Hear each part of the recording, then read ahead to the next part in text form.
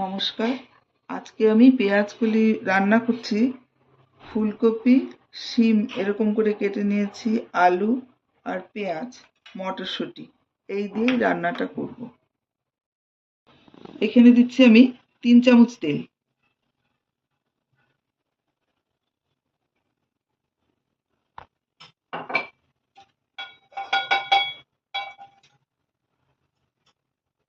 এতে হাফ চামচ কালো জিরে দিচ্ছি।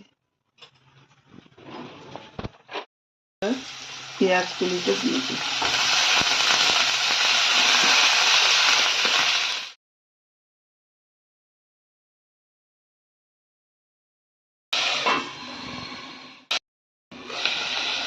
এবার ঢাকা খুলে আমি বাকিগুলো দিয়ে দিচ্ছি।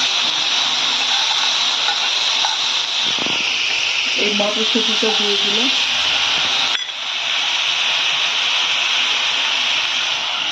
একটা পেঁয়াজ আছে, একটু মোটা মোটা করে কেটেছি এইভাবে। আর শিমটা দিয়ে দিই।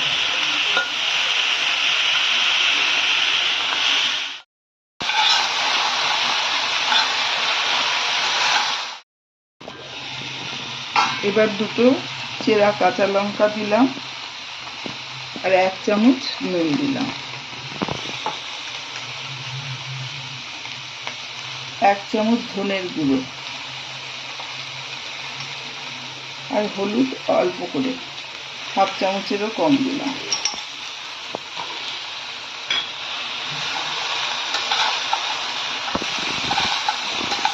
আপনারা ইচ্ছে করলে শুকনো লঙ্কার গুঁড়ো দিতে পারেন।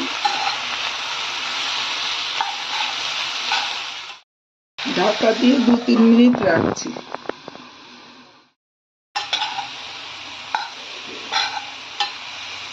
এবার আমি ঢাকা দিয়ে 3-4 মিনিট পরে পরে নাড়িয়ে দেব।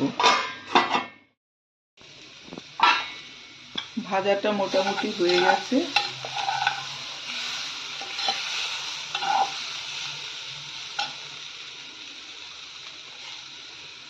আমি 2 চামচ চিনি দেব। আপনারা মিষ্টিটা আপনাদের ইচ্ছে মতন দেবেন।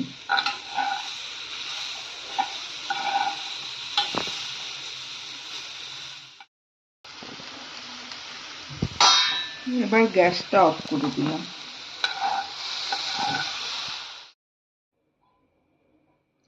রান্না হয়ে গেল একটা সবজি দিয়ে পেঁয়াজকলি।